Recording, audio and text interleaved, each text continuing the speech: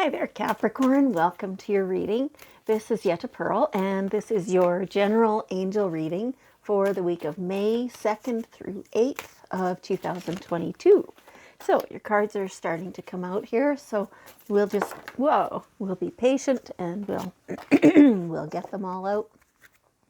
And so I have a bit of a crackly throat again.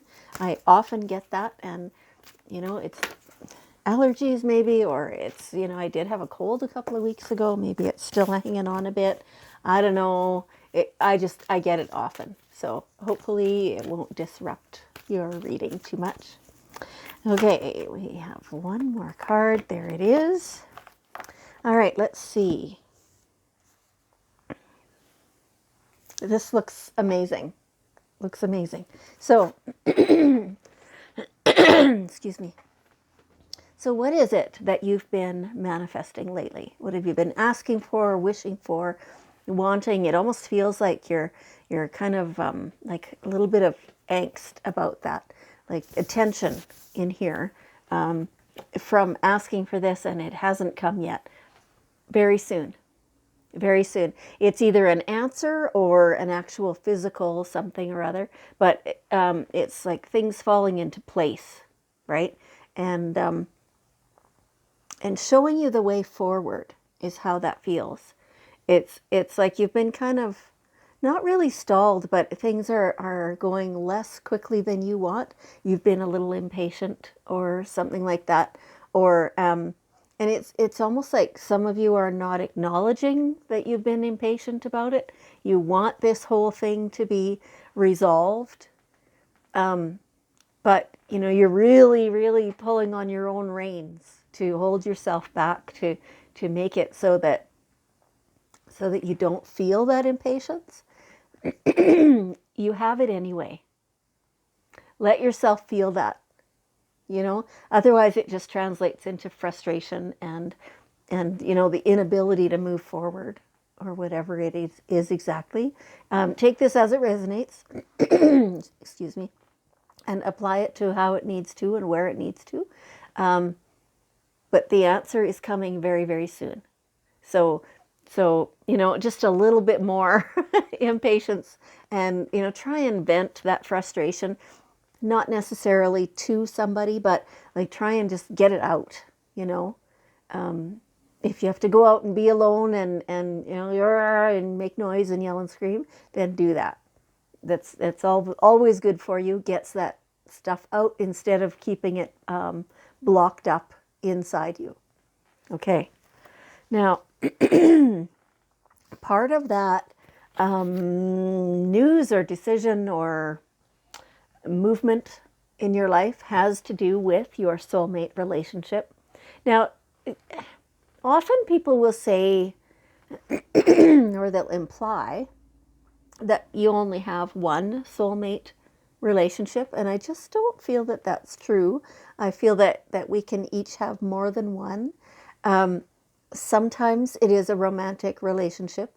Sometimes it is that really great friendship where you hardly need to translate what you're saying and they understand. They're maybe at the same point as you, and so whoever that person is in your life, this movement forward will have to do with them as well. Whether they're there with you doing the same movement, or whether somehow they influence that is individual for each of you. But these people are key, and they're very, very supportive. It's like they got your back. They get it. That what you're feeling, whether you're acknowledging it or not, they get it. And so, yeah, okay, that's a different topic. We'll maybe get to that in a bit.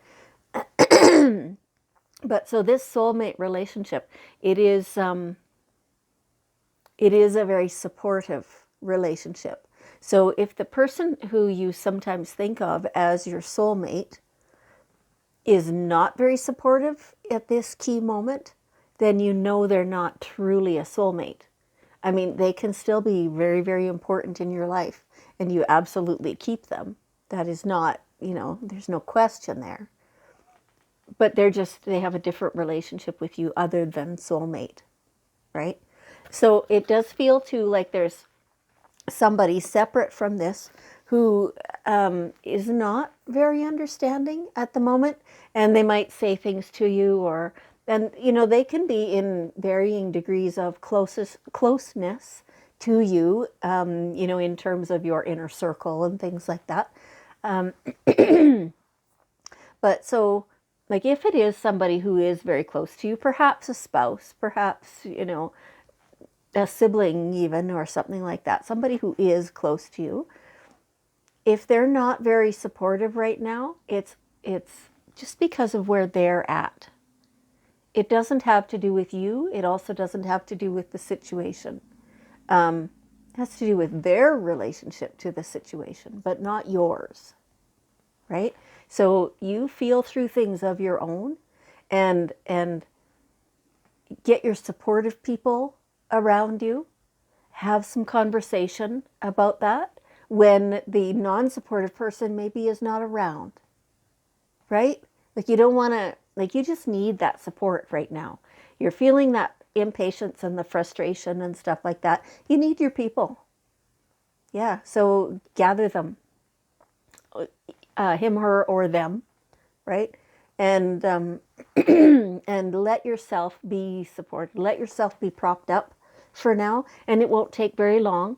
Like the message is, it's very soon is the resolution coming.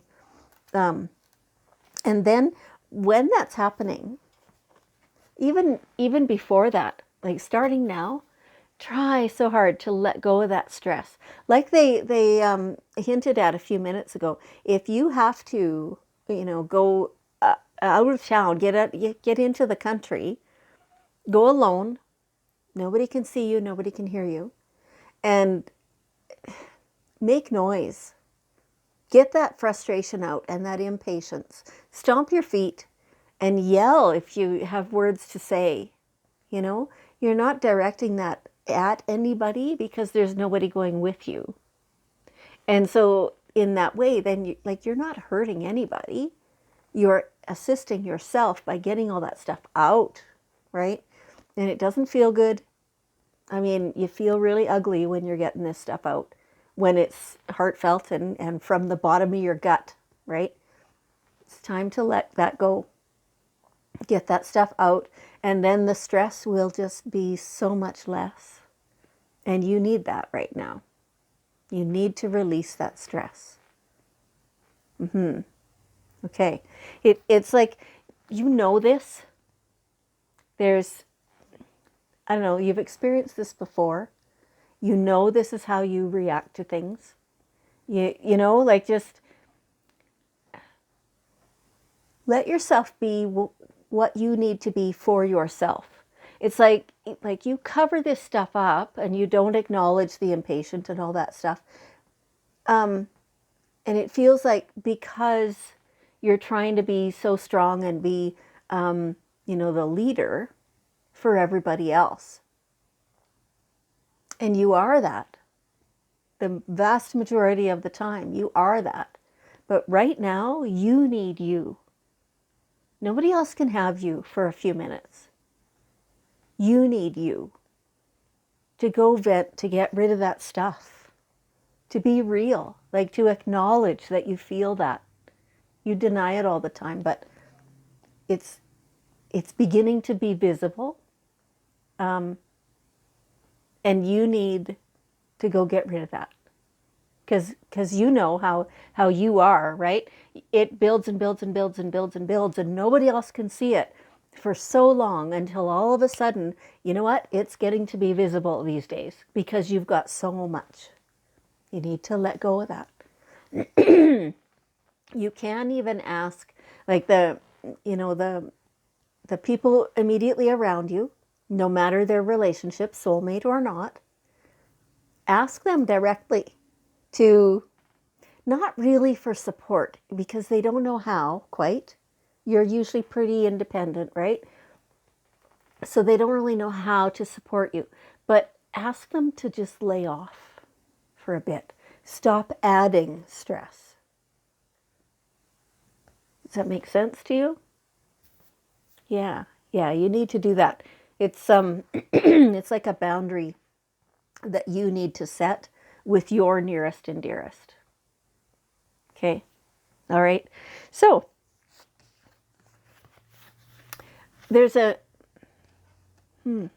is this a different thing or is this the same thing? Depends who you are. For some of you, it's the same. For some, it's different. There's a question been in your mind. You've had some options, some choices, and you're just kind of not sure which direction to go. Kind of listen to your intuition. Okay, you're going to have to let go of all that stress first because you can't hear your intuition right now. It's too covered up. It's too, bogged down. Once you've gotten rid of that stress, then when you can hear your intuition again, ask which is the best way to go. And your gut will tell you which one is the yes. It's a choice. It's a choice. And it feels like you've got just really good choices. Like none of them are truly awful. But you have some really good ones. But so which one's the best? Which one is the one you're going to go for? Right? Yeah. And when you say yes, do it with every fiber of your being. All of you, fully commit and then have fun. Like enjoy this. So so this whole reading, this is the mermaid cards. The other ones are the unicorn cards. And so just that fact alone, that it's the fantasy beings, I guess, who are speaking to you, they're telling you to lighten up. Everything doesn't have to be this serious. I mean, have some true fun. And I can hear you saying, some of you, I can hear you saying, I have fun. What are you talking about? No, not deep, heartfelt, let loose fun. You haven't for a long, long time. So let yourself do that and give it a full, wholehearted yes. Okay. All right. So for many of you, you are a healer. And I think that's where, and this is in varying ways. Like for some of you, this is a spiritual thing. For others, it's a very practical thing. Like maybe you're the one that always looks after the plumbing issues for all the family or, whatever it is, right? It doesn't have to be plumbing. But so like you are very much a nurturer, a looker afterer, right? And you're used to that. You come by it quite naturally.